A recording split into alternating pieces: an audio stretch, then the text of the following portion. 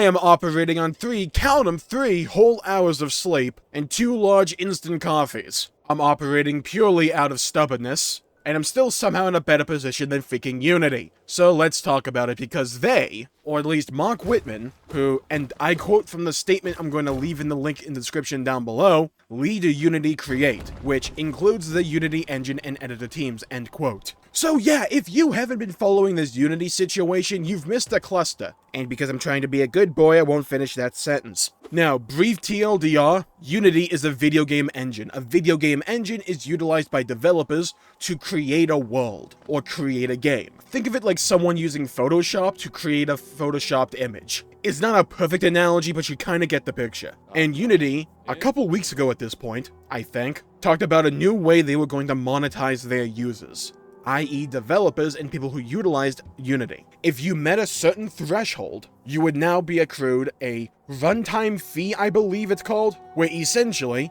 every time a user downloads a Unity game, the developer or publisher, I think the publisher's included in that, say either or whatever, again, don't quote me on that, they would be charged per download, or per install, including reinstalls, and I just bit the whole side of my tongue. Oh, dude, I'm tripping over myself like Unity over here. Unity claimed that they had ways to work around potential abuse of this system. So like some jabroni couldn't just download and uninstall a game repeatedly to leave the developer with a $100 bill just because of that. Unity claimed they had a way around that with their own software that would be installed on the user side of things, by the way, but developers and publishers the world over were extremely skeptical about this, including consumers, because it was potentially a massive new, well, fee to utilize Unity, which a lot of developers utilize. It's a widespread engine. And there was some nuance to who that fee would apply to, but still, the image and perception that was going around of Unity was extremely negative. And remember, one of the most important things when it comes to the internet, and when it comes to the world itself, is not actually what the truth really is. It's the perception of said truth, because that's what people take action on. But either way you sliced it, this was a bad move from Unity. Unity felt like they were out of touch, and it left developers, upcoming game developers as well, people who wanted to and aspired to go into the industry, it left everyone who even utilized or thought of utilizing Unity in a massive tailspin, because we were talking potentially about a lot of money, and the only real defense against misappropriation or misuse of this system was just blind faith in Unity to take care of it. Again, that's my understanding. And I talked about this in my last video. I didn't think Unity would completely walk it back. I think what they wanted to do was put this system out there. There would be some friction to it, but they hoped that investment in Unity already, and that the task of developers and publishers possibly retraining or rehiring their entire staff to utilize a different engine than Unity, they hoped that would be too tall of a task and that people would just settle for keeping Unity, and then Unity would strictly profit off that decision. That's not what happened, because if it did, this update, this apology, wouldn't have happened. And I said this before, I am, in my opinion, certain that developers and publishers ran the cost analysis, they ran the numbers, and they thought it was more profitable for them to abandon Unity entirely. Not everyone had to do that, but key players had to, and enough of them, which is what I think happened exactly. Because there is no logical person who could have looked at what Unity was asking and walk away from it saying, oh, everyone will be fine with this. They knew what they were doing, 100% they knew what they were doing. It was money. Everything in this industry, and every other industry, is fueled by money, because Unity is a company. What do companies want?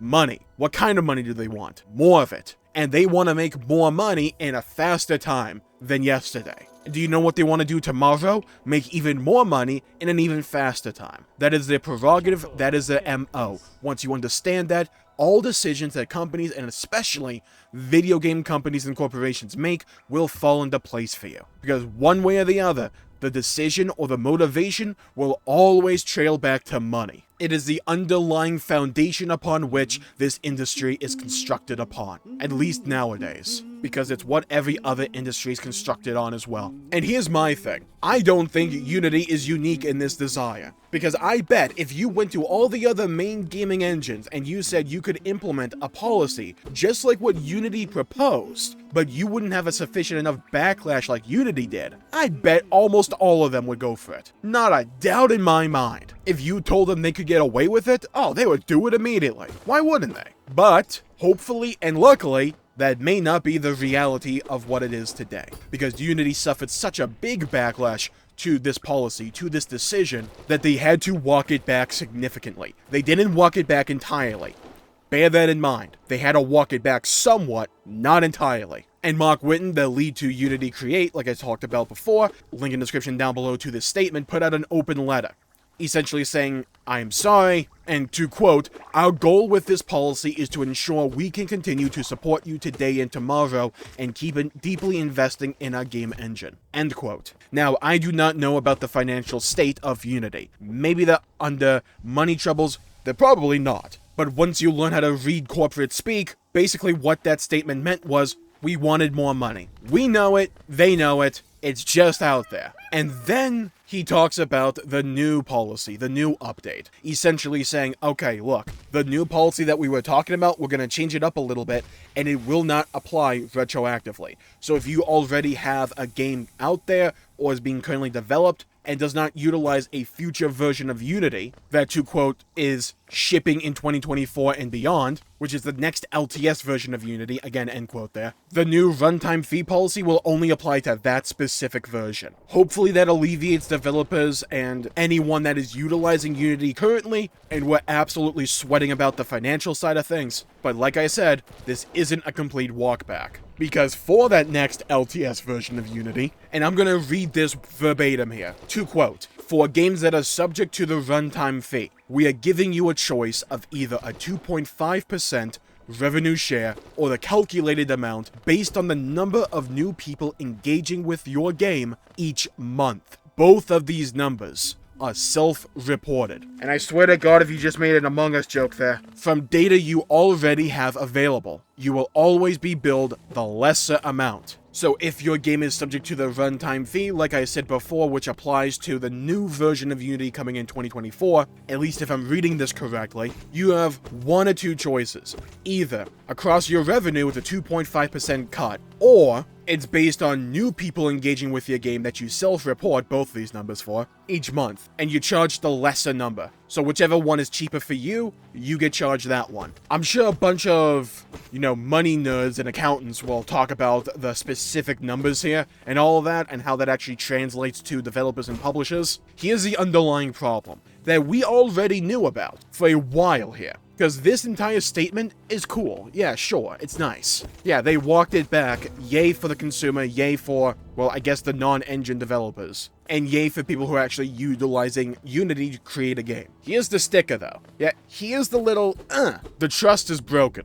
This has been a thought that has pervaded the industry since this policy was first announced those weeks ago. The underlying issue is, you cannot walk that back entirely. You can alleviate some concerns, you can't go back to what happened or where you were before, in the eyes of these developers and publishers, because now they know you are willing to do it to begin with, and that the only reason that they walked it back was not out of the kindness of their heart, but out of necessity, because they knew people were going to leave, that people were going to abandon the engine. It wasn't because they had a change of heart, or that they developed a conscience, or like the Grinch, their heart grew 3 sizes that day. It was nothing like that. What happened was money. They were going to take a hit to their bottom line, and they had to course correct. That is all this was. But the intention was there. The desire to go forward with the original policy was still there.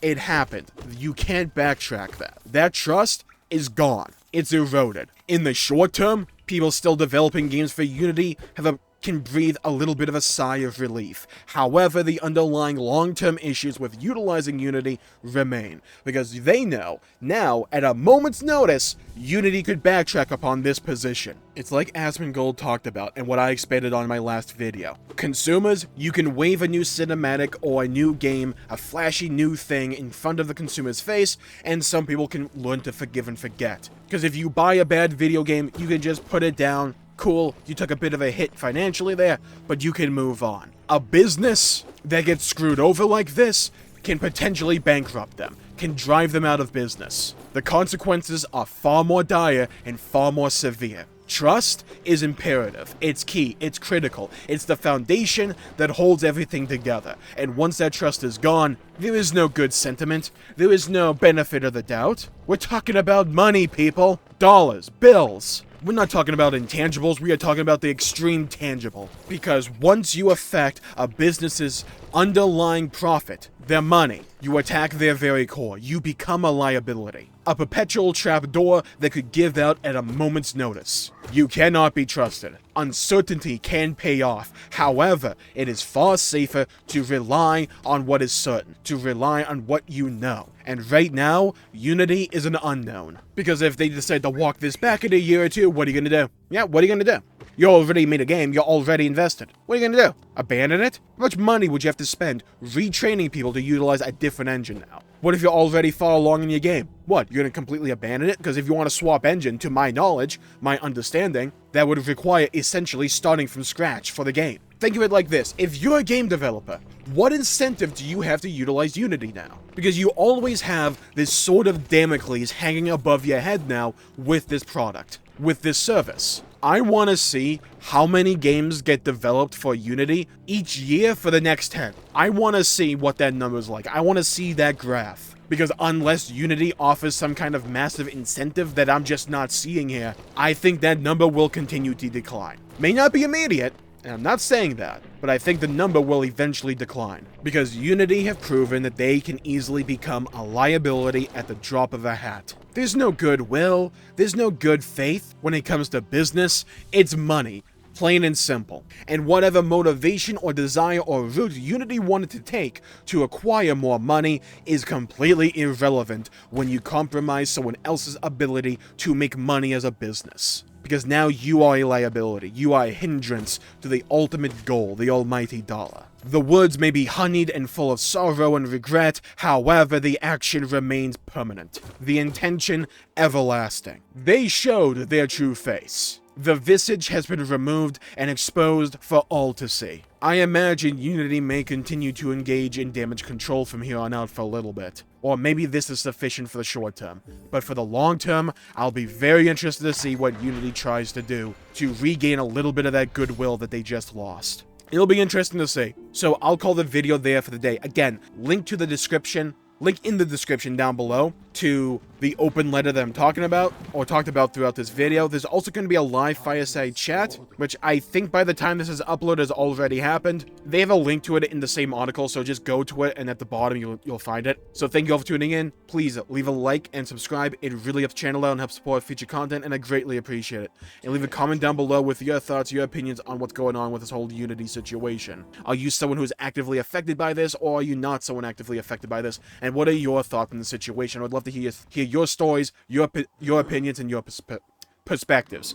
Like I said, I'm operating in 3 hours of sleep. I can barely freaking talk right now. Thank you all for tuning in. Stay safe, have a great day, and I'll see you all next time. Let's go play some video games, have some fun, right? Alright, everybody. Bye-bye! Until we meet again.